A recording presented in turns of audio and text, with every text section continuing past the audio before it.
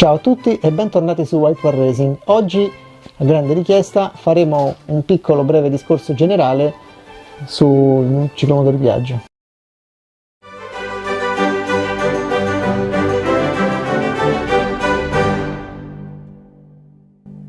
Il discorso, come vi ho detto, sarà solo un generale per vari motivi. Primo fra tutti il fatto che abbiamo a disposizione poco materiale, roba che risale a tanti anni fa che avevo qui.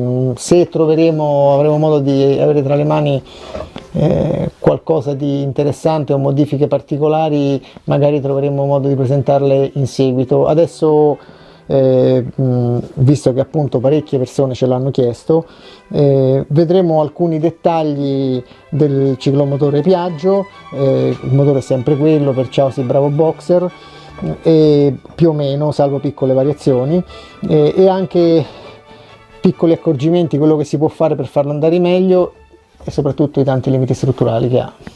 Dunque, intanto ecco il carter motore. Questo è il carter principale e questo il carter che chiude. Naturalmente il motore è molto piccolo, sia perché è piccolo il mezzo, sia perché è proprio solamente il motore, non c'è cambio, non c'è niente, è solamente la camera di manovella e poi c'è lo spazio all'esterno per il volano o la ventola di raffreddamento. Ora, il sistema è sempre a valvola rotante come quello della Vespa, solamente lillipuziano in confronto, e quindi meno potente e anche meno potenziabile. Esistono, ecco, vi faccio vedere questo dettaglio. Questo qua è un carter di un SI elettronico, non so se si vede la valvola. Sì, si vede.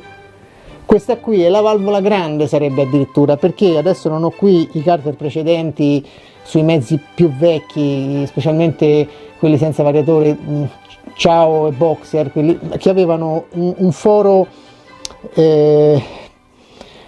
praticamente solamente la fine ovalizzata del foro di immissione, quindi ancora più piccolo, quindi a parità di albero una fase ancora più stretto. Per inciso, la fase complessiva è più o meno, abbiamo misurato tra i 160 e i 165 gradi, anche se non so dirvi adesso, anticipo il ritardo. Tra l'altro questi qui che ho in mano, ecco, questo qui è un albero Piaggio standard. Ne circolavano molti aftermarket, Mazzucchelli, ma anche qualche altra marca, credo che l'abbia fatto anche Gammatron, con una fasatura più ampia, oppure si poteva modificare l'originale.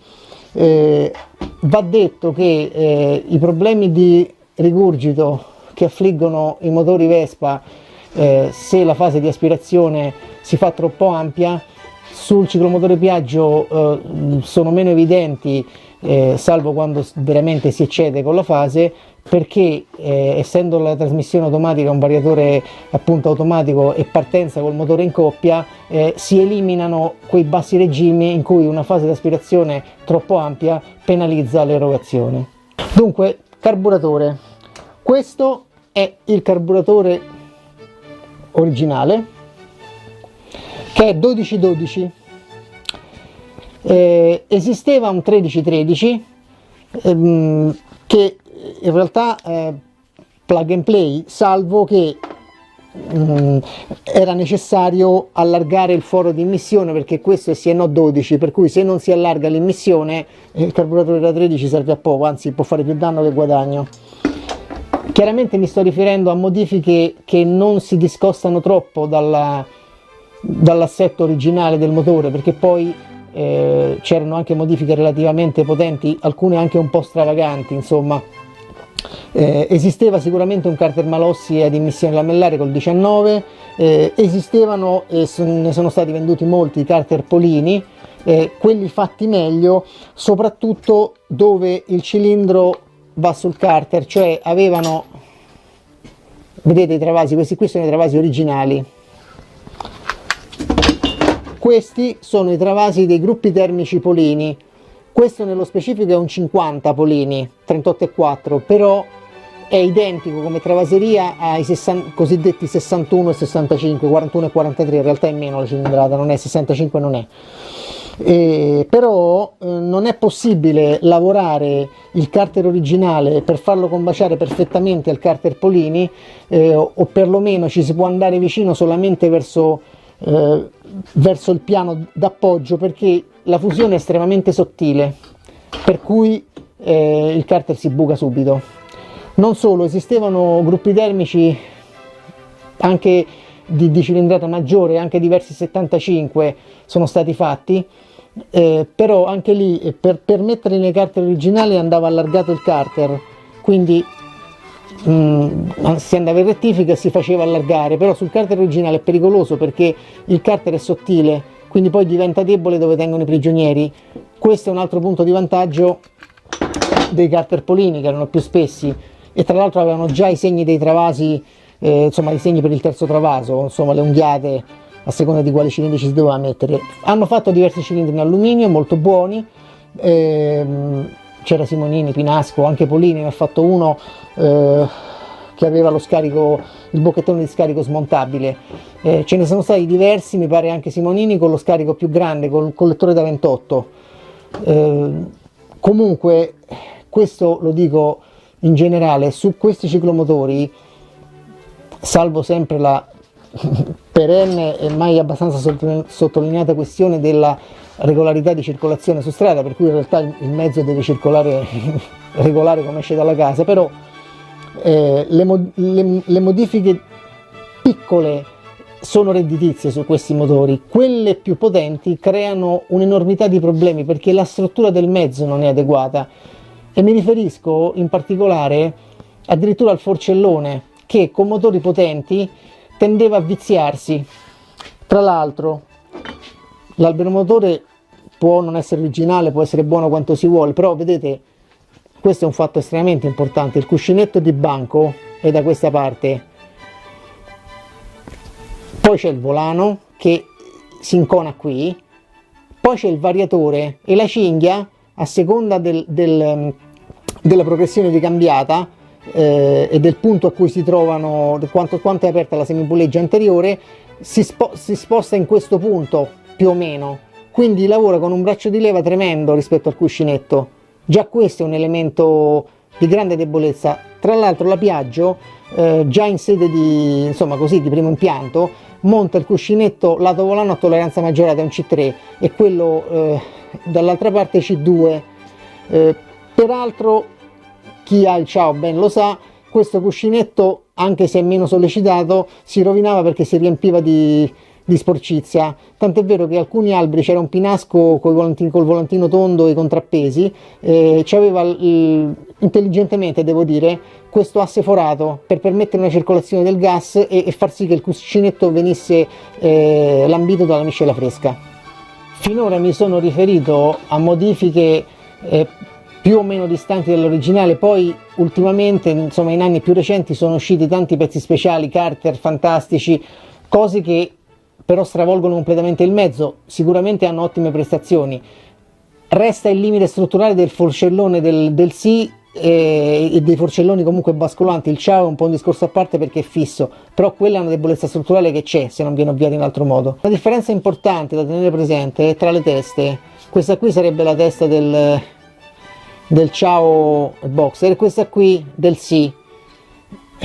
Inutile dire che la testa del sì ha una superficie radiante e una lettatura molto superiori, quindi ove possibile o anche con leggere modifiche è bene mettere la testa del sì, usare queste qui piuttosto che quelle piccole, perché il raffreddamento cambia. E altra cosa importantissima, adesso non ho qui per farvelo vedere, però chi ha il sì ben lo sa o lo dovrebbe sapere, su questa parte del cilindro così c'è un carterino che convoglia l'aria, perché la ventola soffia di qua, l'aria fa il giro e fa il giro perché il carterino della ventola finisce così come la mia mano. Poi c'è un altro carterino di plastica fissato con una graffetta metallica qui su cui si impana una vite, che chiude il cilindro fino a questo punto, che è di vitale importanza. Su tantissimi motorini manca o mancava, io parlo, sono ormai anziano, è roba, ricordi di gioventù, però mancava sempre, ed è un'occasione ottima per grippare, perché viene tutta la parte dietro del cilindro non viene raffreddata. Ecco, questo vedete è un cilindro d'alluminio, un Pinasco, cosiddetto 75, e questa è la graffetta che tiene il carterino. Un altro discorso importante riguarda l'anticipo. Allora, questo è un cartere elettronico, come vedete non ci sono asole, quindi l'anticipo è fisso e non si può regolare. Su quelli a puntine c'era una minima possibilità di regolazione dovuta all'apertura delle puntine. Regolando le puntine un po' più vicino si ritarda, regolandole più aperte si anticipa, ma insomma lascia il tempo che trova. Un altro modo era spostare il volano per modificare l'anticipo, infatti erano in commercio delle chiavette disassate. Certo, anche lì uno si prendeva un po' quello che c'era sul mercato. Ecco, questo qui sono due carter, la parte piccola del carter, comparati, uno lavorato e uno no. Su quello non lavorato, che sarebbe questo, si vedono i segni delle lacche dove il travaso del cilindro Polini non copia sul carter. Vedete che forma? Per cui c'è una parte, se anche viene lavorato, questo è lavorato, è più largo, vedete? C'è una parte che rimane comunque fuori, cioè il cilindro Polini non copia tutto il travaso originale, c'è una punta che rimane fuori e in più viene strozzato in altri punti. Le modifiche DR avevano il triangolo che copiava, quindi anche se un po' come sulla Vespa, meno performanti, però più adattabili plug and play.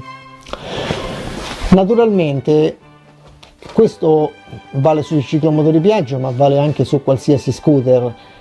Un elemento importantissimo nell'elaborazione è la cura della trasmissione, perché la trasmissione, io prendo in considerazione qui solamente quella col variatore, perché quella a rapporto fisso mal si presta, gestisce la progressione di cambiata, cioè quindi la sequenza infinita di rapporti entro un certo range che adattano la trasmissione alle esigenze del motore, e quindi a seconda della curva di erogazione del motore bisognerà scegliere un equilibrio adeguato tra il peso delle masse centrifughe nella puleggia anteriore e la taratura, la durezza della molla di contrasto.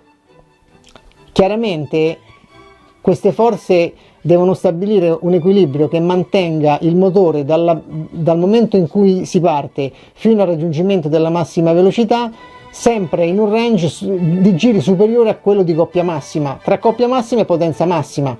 Solo qui deve lavorare. Ora,